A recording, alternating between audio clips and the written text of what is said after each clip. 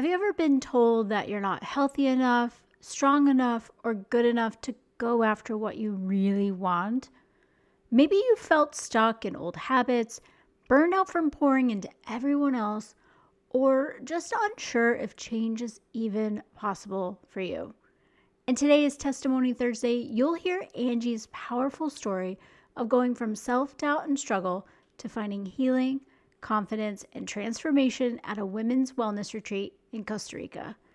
If you've been craving rest, renewal, and a reminder that you are worth the investment, this episode is for you. Welcome to Testimony Thursday on Faith Over Pharma. These are real, raw stories of everyday people who said yes to natural healing and watched God move in amazing ways. Quick disclaimer, nothing you hear today is medical advice, a diagnosis, or even a miracle guarantee, but it might just stir your faith and blow your mind. So go grab your electrolytes and let's get into this week's story. I am so excited to have Angie here with me today. I've had the joy of watching her health journey unfold over the last several years. We actually go way back to high school, maybe even before that. I grew up with her brother and sister, and I remember looking up to her because she always had great taste in music and friends. They were so much fun. And over the last 2 years, she's joined me in Costa Rica for my annual women's wellness retreats. And what I've loved most about her story is her determination, her willingness to just keep showing up for herself, even through ups and downs. And I can't wait for you to hear how she's experienced transformation, what it's looked like for her every step of the way, how she's reset and returned with a renewed sense of health and hope. So, Angie, thank you so much for being here and for letting us celebrate what God's been doing in your life. But I'm curious if you can kind of take us back to the moment when you realized something in your health needed to change. Thank you for having me. Well, originally, I was told that I was not healthy enough to do this retreat, and it was very discouraging for someone like your friends or family to tell you that you're not good enough to do something, you're not healthy enough to do something. So I gave in to that pressure and those negativity words and decided I can do this and I can do it for myself, not for anybody else. I wasn't trying to prove anything. I wasn't trying to say, I got this, but I was saying I got this to everybody else. And I decided the following year that I was going to go. When I went last year in 2024, it was a huge eye opener. Not being able to walk up a flight of stairs or not being able to walk up a steep hill, being sick because I was eating so bad, and then going feet first into being healthy was a huge eye opener. It was like a smack in the face. I have got to do something to get healthier. So even though I was sick and it was very challenging the first year, I made it through. I'm still alive, and I decided to go back this year in 2025. This year, knowing what I had gone through and knowing what I needed to do, prepare for the challenges that Costa Rica does give you, the heat, the rain, the food, the exercise, all the activities that I wanted to participate. I knew that I had to get better from where I was last year in order to participate this year. And I was not going to miss out this year. So I prepared cutting out red meat 3 weeks before. Then it was pork and chicken. Then cut out all of the meat and go with fruits and veggies, as well as walking every day. Just simple, small, little steps, as much as like walking outside for 5 minutes, made a drastic change to my trip that I did have in 2025. It's just the small little things that can make you better. And now I'm prepared for 2026. I love that so much. It was I was crushed, to be honest with you, that first year because I hadn't even really thought honestly about that. I guess like health and fitness had sort of just been my back burner for like 10 years. So I didn't realize that it may be too much for someone that's not been their normal practice. And it like crushed me watching you go through that process of detoxing emotionally, physically, spiritually, like all the things all at one time on what was supposed to be this, relaxation, life-changing retreat. And although I will say, maybe you didn't feel quite relaxed. It certainly was life-changing because watching you this year lead everyone on the campus tour, staying up late dancing with me like a couple of knuckleheads till 10 o'clock at night, which is way past my normal bedtime, being up front first, eating all the foods, like feeling good, having this glow about you. For me, it was to watch that all unfold. I have goosebumps right now. And it like makes you want to tear up just thinking about it because I know that first year when you first said you wanted to go, and then the people got in your head and the fear stepped in and the doubts, all of that stuff was there, but then you came back and was like, well, I'm going to show you. And then to watch how, yes, you got knocked down. And even in my own journey, I've gone through that process. Now, I did it a little bit more privately at home where like getting off my blood sugar roller coaster and detoxing to the point where I couldn't get out of bed after day two. So I know to the depths of my soul like how awful that process is, and even going through this emotional sort of detox myself in 2019, I know how hard it is and it sucks, but like what's on the other side of it is so great and so profound that while I don't wish it on anyone to go through that, it's like if you do, greatness is coming. Would you agree? Yes, completely agree. And it was tough. And a lot of the difficulties that I had was mentally. Like you have to deal with changing your food, changing your diet. Or there were times where you had free time. Like, what do I do with myself? I've never had just free time where you don't have something scheduled to do, or you don't have to cook dinner, you don't have to do the dishes, you don't have to do laundry. Just be. And that was probably one of my biggest struggles the first year I did attend is what am I going to do? I have nothing to do. And having been like always stressed to the max myself and feeling like I had to fill every nook and cranny of the day and even into the night and early mornings when it was like, oh, I have so much stuff to do on my to-do list.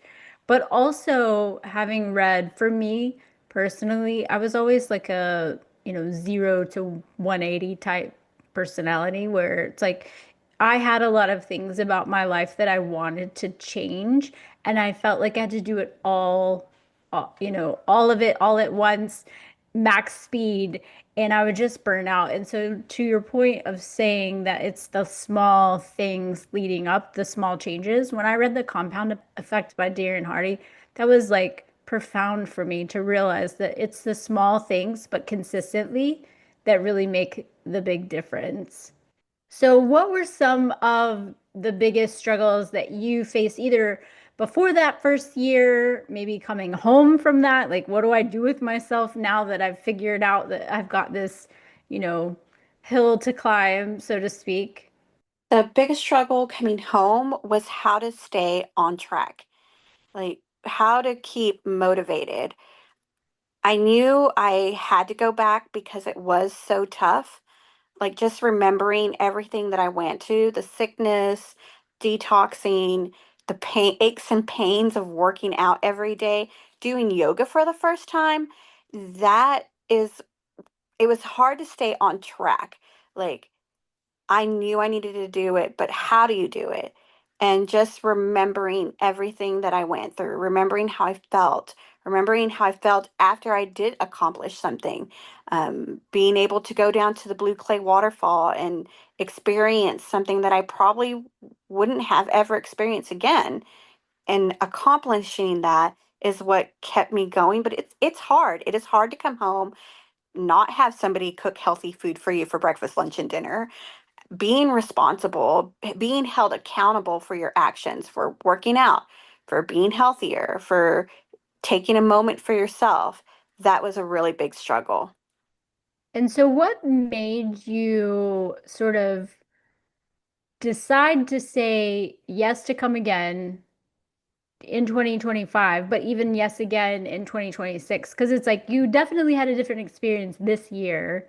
So what is the thing that made you say, yes, I need this?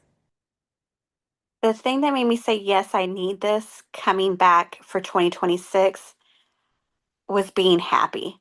Having that feeling of satisfaction with myself, just feeling it's hard to explain in words how you feel when you're able to do something that one, you were told you were never going to be able to do, and two, not having the confidence in yourself to actually do it. And when you do and you realize how happy you are to do something for yourself, and it's just overwhelming. It was a no-brainer. I was coming back. I am coming back in 2026. I love that. Can you tell me what it was like? Describe what it was like arriving in Costa Rica that first year. Like what was going through your heart, your mind? First arriving in 2024, I was scared half to death. I'd never traveled outside of the country by myself. I didn't know what to expect. I didn't know the weather. I didn't really research or anything. I just kind of said, okay, I'm going. So I was a lot of fear, a lot of worry, a lot of, oh, I can't be away from home, stress. And then when you get there and you see Costa Rica and you see what all the options that your retreat offers to women, it makes you feel special. And it's like, it makes you feel you're worth going. So it was a lot of anxiety and a lot of unsure. What am I doing in a foreign country? It fills my heart to have you say that you felt special, even in the first year of amongst all the stress and anxiety, because the whole reason why I started doing the retreats was specifically for women who are used to giving to everyone else, that they always put themselves on the last on their to-do list. You know, it's an afterthought. And I really want to spread the message and sort of change that the culture where it's like we wear busyness as a badge of honor. And really just, I want to take care of you that's giving to everybody else around you, whether it's your family, your work, whatever, you have responsibilities and just pour into you. And yes, there is a lot of downtime intentionally built in because a lot of us struggle with taking time for rest. And that was a huge thing for me, always like going to the point of exhaustion and burnout. And inevitably, when life was most stressful and I was most needing to be on my A game, that's exactly when I would get sick or injured. And I couldn't do the things that I wanted to do because I was just full throttle.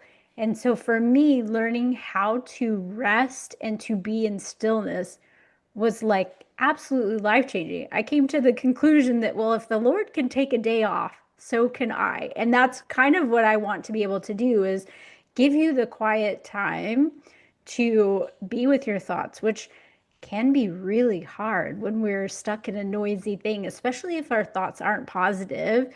So, in thinking about this year in comparison to 2025, I mean 2024, thinking about 2025, how was it when you arrived this year?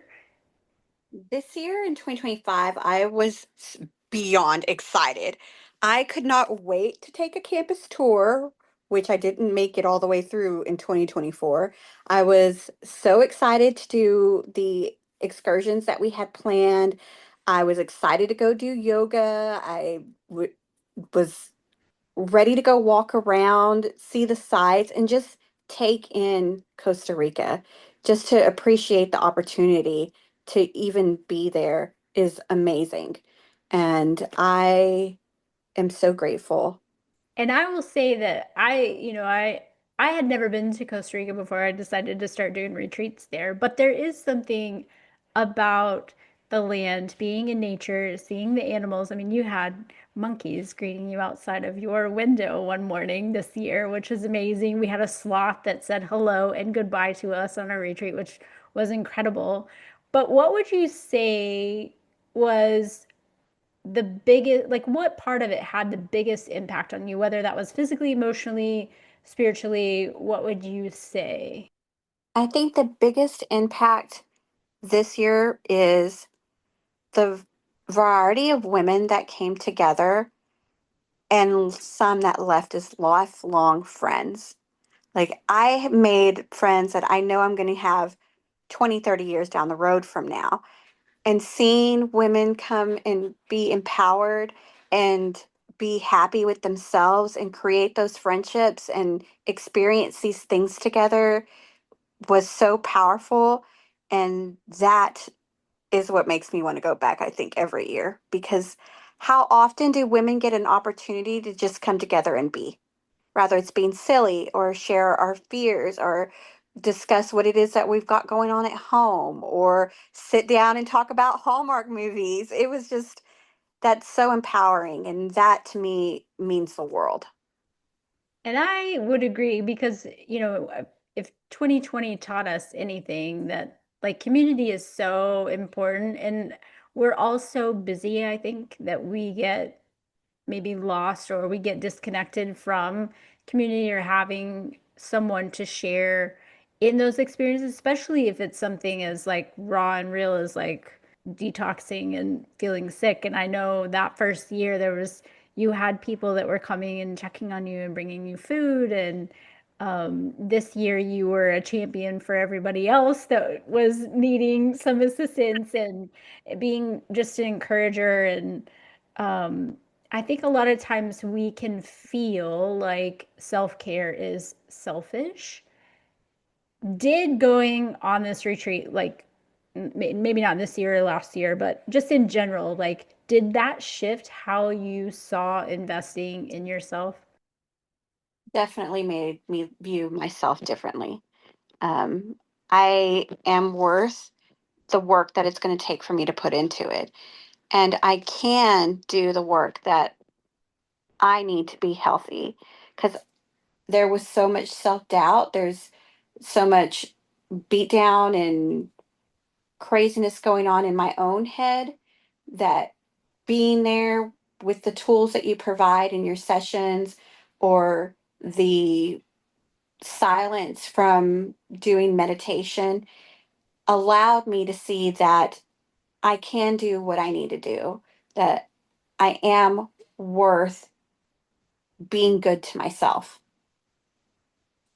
And sometimes I think, well, I know for me, I had a lot of emotional baggage over the years and my own stuff that it took me a long time to even like admit that out loud, to where it didn't feel gross or like I didn't, it took me a long time to have to be able to say like self-care isn't selfish, like with confidence and knowing that if I wasn't taking care of me, I couldn't be the best for the people that I love the most.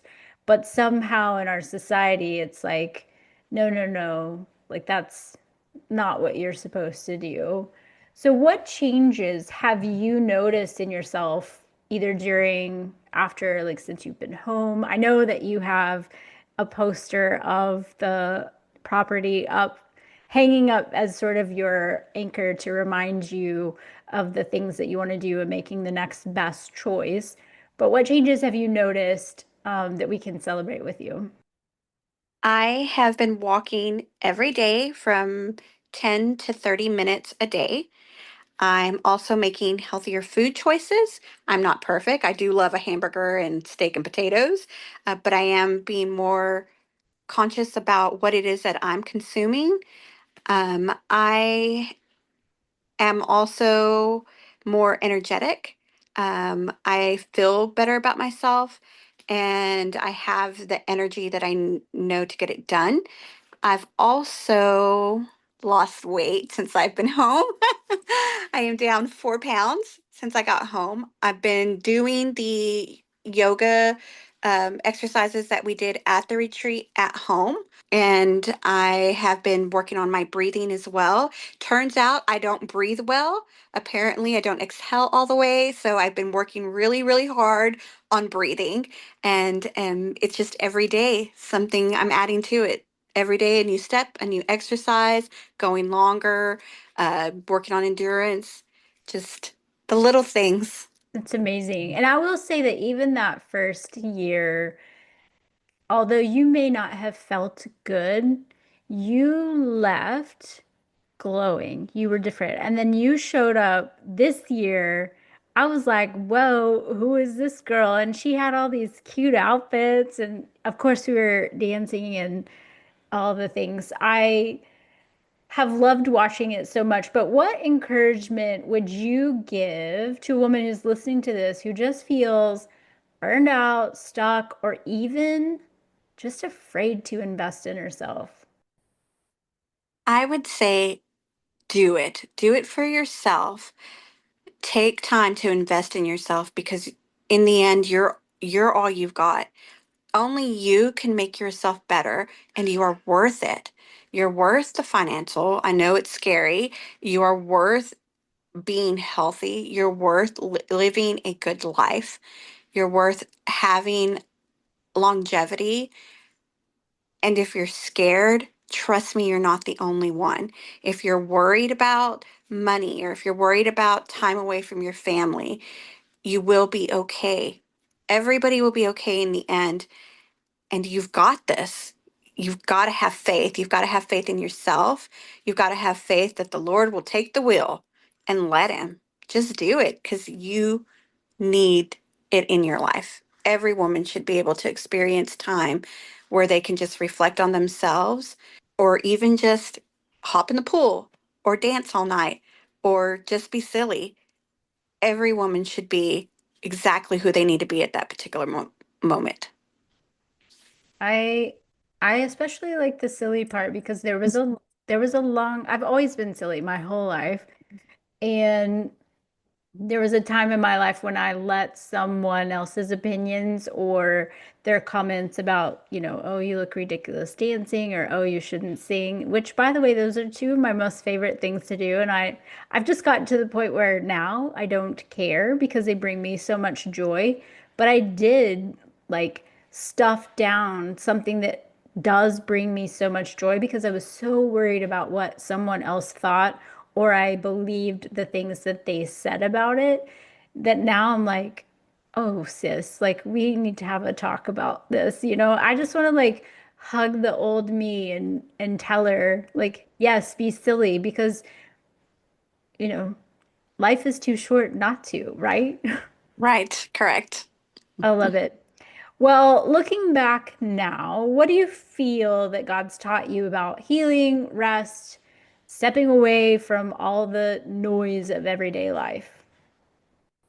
I think he has taught me that I need to open my eyes more and be present in every moment because I wasn't there. Like I was there, but I wasn't really taking it in. And I think that given this opportunity is time to reflect and appreciate God's creation, the Costa Rica itself, the beach, the ocean, the people that you surround yourself with, the food that you consume, and just be appreciative of what it is that He provides for us. Don't take it for granted. I love that because I do feel like we can get so caught up in work and family and all the things that, I mean, pre-2020, I couldn't remember the last time I'd actually just gone outside and like played. And then it was like the world shut down and I was back to ride my bike like it was 1986 and jamming out to music. And then it just became part of my everyday life to be back out in nature. And I couldn't remember a time since I was a kid where I had felt so euphoric. In fact, I've been inside way too much lately that I'm like antsy. It's really hot here in Arizona. So outside of the pool, which is hard to do with a 4-month-old, but um yes, I think being just taking the time to get out in nature is so, so valuable that we don't often think of it because it is kind of so simple, but just being quiet and still. Well, before we jump off, and I'm not saying that everybody needs to go to Costa Rica, but you know, you should go to Costa Rica. And part of it is like, yes, the expense is it's a whole thing, right? To spend the money. But I also have found throughout my life that if you don't have that kind of investment in something, like nobody really values things that are free, generally speaking, unless you're my husband, he's a big fan of free. But um, there's just something magical that happens when you take that step to say I'm worth the investment, whatever it is. It doesn't have to be a retreat in Costa Rica. Maybe it's a gym membership or buying organic foods or, opting for a smoothie over whatever ice cream. Just making that one little step can feel so scary and you probably comes with some guilt over it. But what would you say to the girl who's like, I can't do that? I would say stop doubting yourself. You so can do it. You can do it in a heartbeat. You got to trust your instincts, go with your heart, not what the background outside noise is. Trust your instincts. You can do it. Amazing. Well, thank you so much for sharing about your experience. And if you could rattle off a few things, I mean, you've talked about some, but a few things that you really loved about just the retreat experience in Costa Rica, what would you say? I love learning new tools that I can bring home to get healthier, rather it be new exercises or what you speak about in our session. I also love uh, all the photo ops. It's so beautiful. It's such a beautiful country. I really love the fact that it challenges you to try different foods. Don't be scared of vegan food. It's not scary. It's not that big monster that everyone fears. And I love that I tried all vegan food, no meat, no dairy products, and it was delicious. So true. And that flower pot dessert is like, I'm still thinking about it. That flower pot dessert was to die for. It was. Well, thank you so much. And not to mention that they bring you, a drink first thing in the morning to enjoy and sit out on your patio watching monkeys. That's pretty incredible. But thank you so much for taking the time. Is there anything else that you want to add before we jump off? I think I would like to just tell the women out there listening to this, have faith. Trust Susan's process. Trust that things are meant to be and just follow your heart. I love that. Well, thank you so much for taking the time. And if somebody wanted to reach out to you, is there a way they can connect with you? Yes, you can reach me on Facebook. It's under Angie Zamora. Feel free to DM me, ask any questions. I will give you very detailed examples of what I went through. Or if you are on the fence or worried about food or worried about getting sick or not being healthy at all, please DM me. You can also see me on Instagram under purplebird_Z. Feel free to message me there as well. Awesome. And I'll make sure it's in the show notes. And I will say that this year, last year we did a little bit of just kind of getting to know each other and like a group chat. So we had a little familiarity and people could ask questions. But this year has been a little bit more intentional about more structure. Like here are a couple of small steps that you can take. Each month we'll focus on something different mentally, physically, spiritually to prepare us for next year so that while you may not be where you want to be now, you'll be further along by the time we go next July. So, anyway, thank you so much. I appreciate you, and I'm so excited. I'm already getting our playlist together for our dance nights. And thank you for having me, and I cannot wait. So fun. It was so much fun. Thanks for listening to Testimony Thursday on Faith Over Pharma. If that story stirred something in you, share it with a friend who's ready to believe that miracles still happen. Got a story of your own? Head over to faithoverpharma.org. I'd love to hear it. And if this podcast is helping you see things differently, leaving a quick review helps us reach more people who are done with band-aids and hungry for truth. Until next time, keep questioning the narrative, protecting your peace, and walking in the truth that your body was made to heal.